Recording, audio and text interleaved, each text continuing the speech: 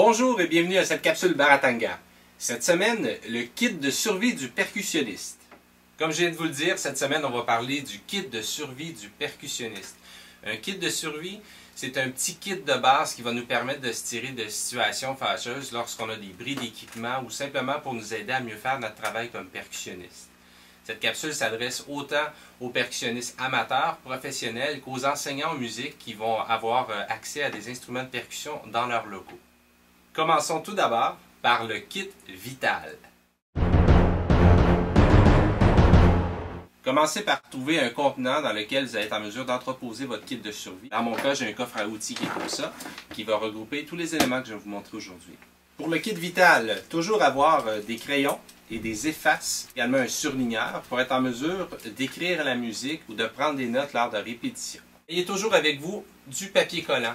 Parfois, on va vous remettre des partitions lors de concerts et juste avant le spectacle, vous allez pouvoir prendre quelques minutes pour les coller ensemble et ça va ainsi faciliter votre travail. Des bouchons pour les oreilles.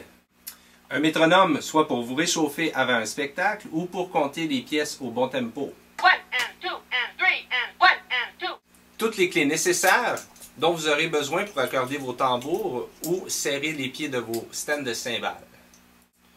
Une lampe de poche. Vos cartes d'affaires, si vous en avez. Un pad de pratique pour vous permettre de bien vous réchauffer avant un concert. C'était le kit vital. Voyons maintenant le kit utile.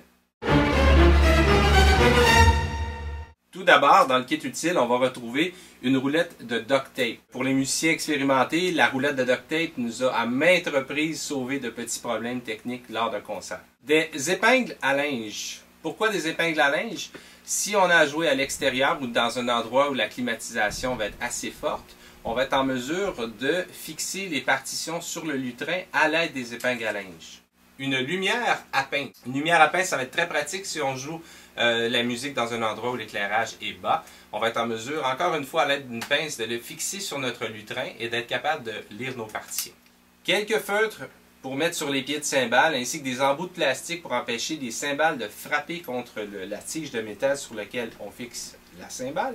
Et également des vis de différents diamètres pour être capable de maintenir la cymbale en place. De l'ibuprofène, de l'Advil ou en tout cas n'importe quel type de médicament pouvant soulager les maux de tête. Le kit Just In Case. Kit Just In Case, c'est un surplus d'items dont vous pouvez avoir besoin lors de spectacles, mais qui ne sont vraiment pas vitales au déroulement du spectacle, quoiqu'ils peuvent vous rendre la vie plus facile. Un bon conseil que j'ai toujours suivi de mon bon ami Daniel Couture, costaud, c'est d'avoir un sac de noix ou d'arachides avec nous. Lors de longues répétitions, parfois avoir accès à une source de nourriture pour nous rendre la vie plus facile et nous amener jusqu'au prochain repas. Avoir du tape électrique de couleur, ça peut identifier nos pieds et lorsqu'on a démonté et à remonter souvent un setup de percussion ou un setup de batterie, on va être en mesure plus rapidement de fixer les bons morceaux aux bons endroits.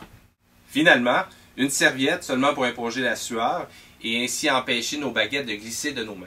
On aurait pu se concentrer sur une multitude d'items aujourd'hui. On a retenu ces principaux-ci seulement pour vous donner un point de départ pour bâtir un kit de survie qui va être vraiment spécifique à vos besoins. C'est tout pour cette semaine. J'espère que vous avez apprécié cette capsule. Je vous invite à vous abonner au canal Elle des Jolies en cliquant ici. Si vous avez une question, ici. Vous désirez revoir la capsule de la semaine dernière avec Emmanuel Caplette sur les pads de pratique, cliquez ici. Merci beaucoup et à la semaine prochaine.